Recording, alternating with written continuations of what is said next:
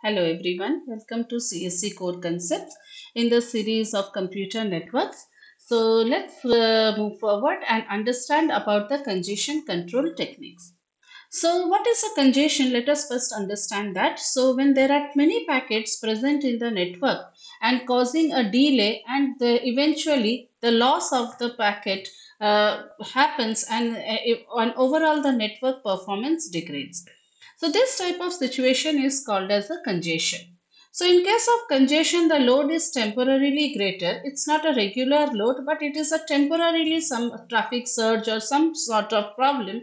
So which happens when and the number of resources it can handle is quite less. So basically the work of handling congestion is for network and transport layers together, but network layer is someone who is directly experiencing, and that is why it has to determine what to do with the excess packets.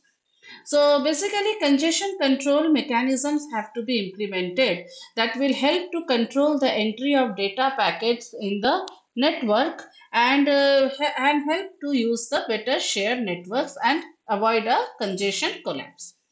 So there are various techniques of controlling the congestion, like from some techniques are preventive techniques, some are reactive techniques, that is, they will react when they can sense a congestion.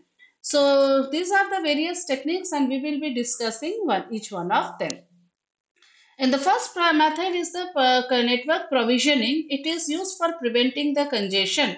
So if there is a low bandwidth and the number of packets are more, then the congestion is very much likely. So in this situation, we are going to dynamically add some resources which are kept as spare routers or spare servers, spare, or we can buy some extra bandwidth for that many days.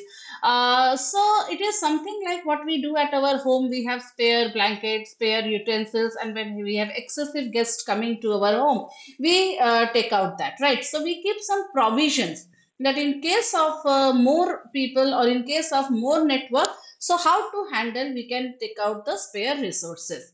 So this is one of the way by which we can have a long term traffic trends. It happens like in once in a month or not very commonly. Okay, so we can have this type of a system. Second type of approach is called as the traffic aware routing, where you are making aware the network, the situation of the traffic.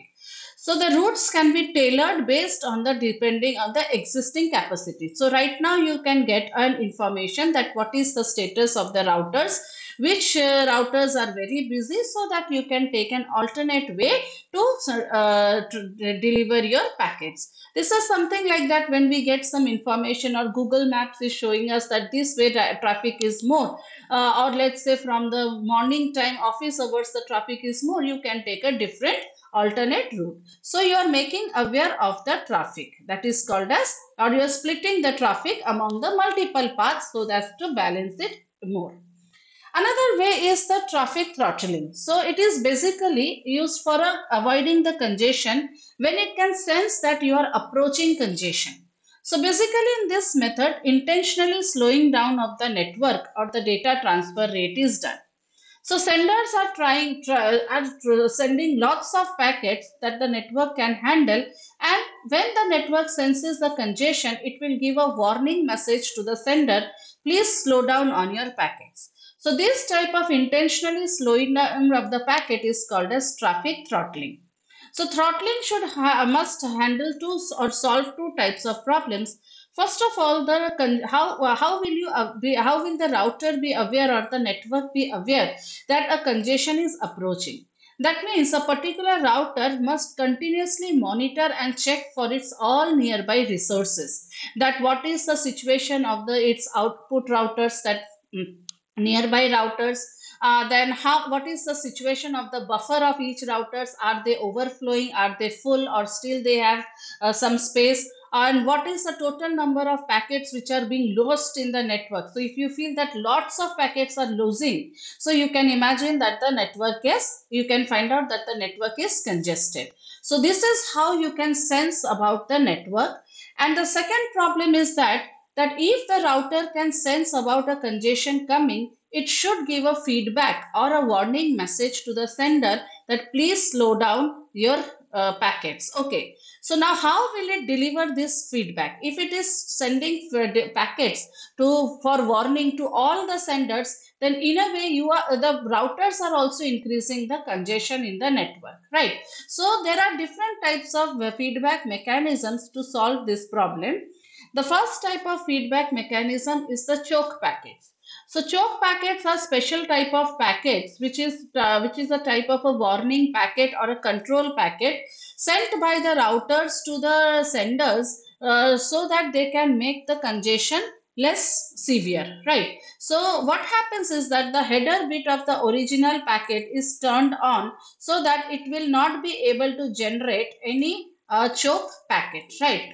So what happens, let's say this is your source and this is your destination. So within this you have four routers, 1, 2, 3 and 4 router. So the third router, it seems, is a bit congested, so it is sending a choke or a warning packet to the sender, right? So at the time of congestion, to decrease the load, router will send back only the choke packets at a lower rate, okay, lower bandwidth, and it is not expecting any feedback or acknowledgement. It is just a warning packet.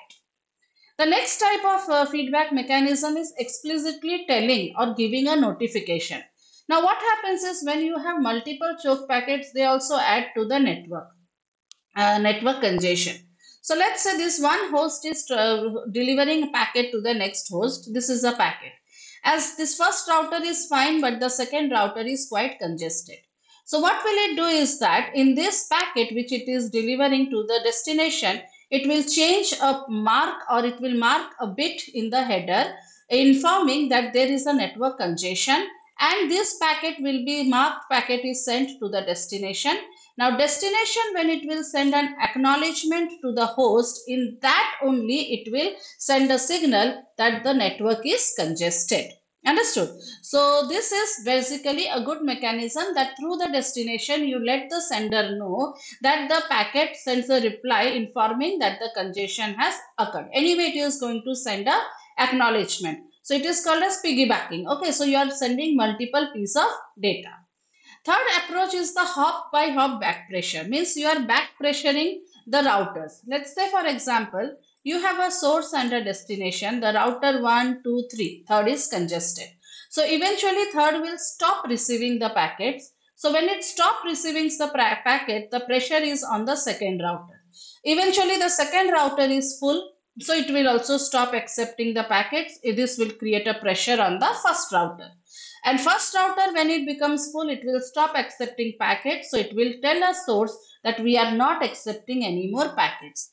So in a way, you are moving in the opposite direction of the data flow. So data flow is in this direction. You are moving in the opposite direction. You are giving a back pressure to one of the routers. Now this is possible only when you know that from which router you are getting the data and what is the situation of that router.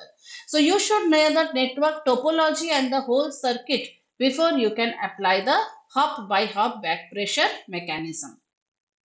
Now the another technique of congestion control is the load shedding. See, every network router has a buffer associated with it. Okay, so this buffer is storing the packets when one by one it is processing and it is sending to the destination. So a load shedding is defined as an approach where you are discarding the packets when you can sense that the buffer is going to become full. After you react when the buffer is full, before you start reacting when the buffer is getting full, right? So the selection now in the question is that you are going to discard the packets when you approach a congestion. Now the question is that how will you know that you are or which packets we are going to discard. One of the approach is that you can randomly select the packets to discard. Means when the router is full, it will whatever packets are coming, they are being discarded. Now in this case, the discarded packets can be new packets which just arrived, old packets which are lying for very long and their timer is also off.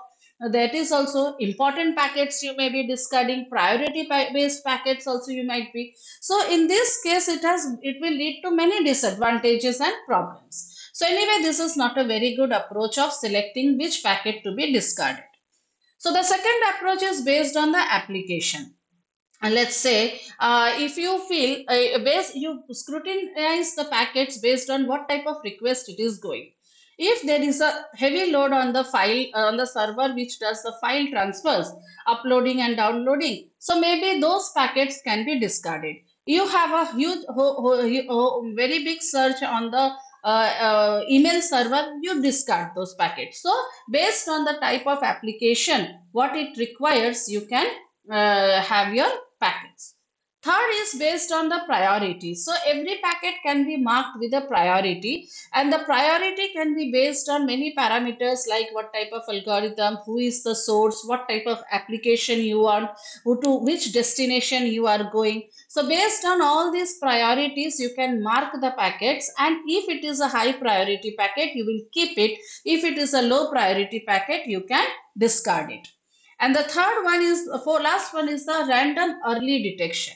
You keep an average length of the queue. Let's say your buffer capacity is 15 packets, but you have kept 7 as a benchmark. So after 7, when you are approaching, okay, when your packet reaches buffer space reaches up to 8 or 9, it is an alarming message that it is going to get full. So from that time onwards, you can start discarding the packets which are old, they are lying for very long time, and the timer also has expired. You can discard them, or you can start filtering the packets based on priority or applications. So I hope you understood these approaches. We will go for another approach, that is the admission control approach, in my next video. If you understood, please press the like button and don't forget to share and subscribe to CSE Core Concepts. Thank you.